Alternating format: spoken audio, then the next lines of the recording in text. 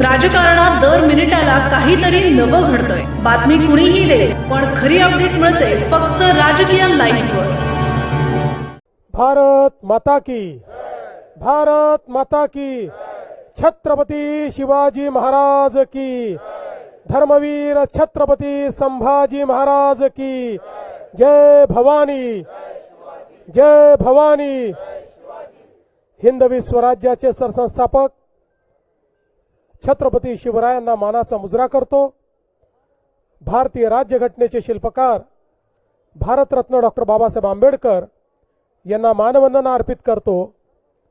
आणि आजच्या महाराष्ट्राच्या महाविजयाच्या या पर्वावर मंचावर उपस्थित असलेले, ज्यांच्या नेतृत्वामध्ये महाराष्ट्र भाजपने हा महाविजय मिळवला, ते आपले महाराष्ट्राचे अध्यक्ष रवींद्र चव्हाणजी, या ठिकाणी उपस्थित आपले मंत्रिमंडळातील आमचे सहकारी आशिष शेलारजी, पंकजाताई मुंडे, आमचे या ठिकाणी मंगलप्रभात लोढाजी, आणि विशेषतः अहिल्यानगर ची महानगरपालिका जिंकून या ठिकाणी आलेले आमचे विखे पाटील साहेब, या ठिकाणी आपले मुंबईचे यशस्वी अध्यक्ष अमित साटमजी, त्याचप्रमाणे किरीट सोमय्याजी, या ठिकाणी उपस्थित असलेले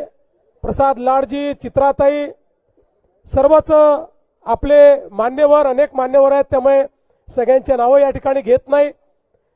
आपले पिरिपाचे आमचे कवाडेजी, आणि या ठिकाणी उपस्थित सर्व कार्यकर्ता भगिनी आणि बंधूंनो, आज मी सर्वप्रथम महाराष्ट्राच्या जनतेचे मनापासून आभार मानतो की महानगरपालिकेच्या निवडणुकीमध्ये भारतीय जनता पार्टी आणि महायुतीला महाविजय मिळालेला आहे। आणि एक प्रकारे सगळे रेकॉर्ड हे आपण त्या ठिकाणी तोडलेले आहेत। 29 पैकी 25 महानगरपालिकामध्ये भाजप किंवा महायुतीची सत्ता ही त्या ठिकाणी येते आहे।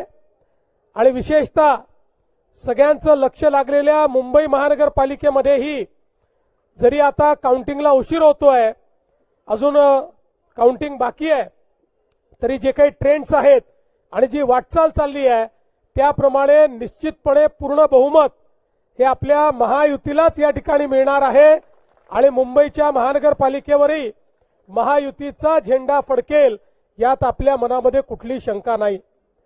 खरं म्हणजे जसं आता अध्यक्षांनी सांगितलं की आपण या निवडणुकीमध्ये विकासाचा अजेंडा घेऊन गेलो।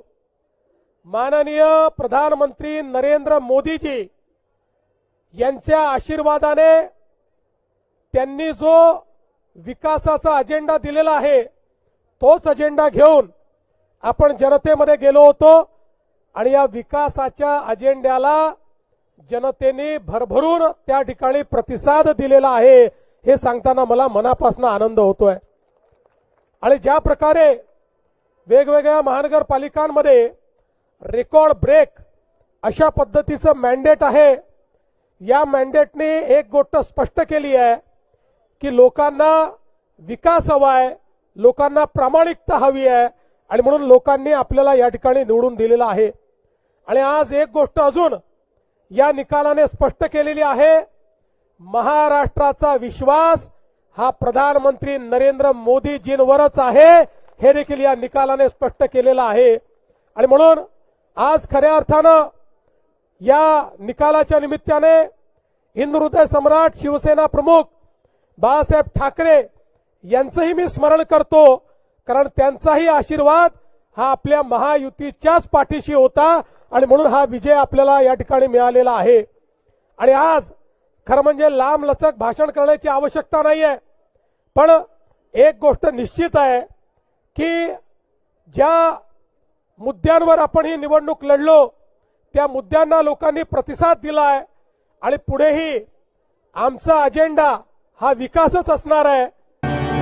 राजकीय घडामोडींचा सर्वात वेगवान अपडेट फक्त इथेच राजकीय लाईव्हवर आमच्या YouTube चॅनलला लाईक, शेअर, सबस्क्राईब करा आणि रहा राजकारणाच्या रणभूमीवरील थेट नजरेत.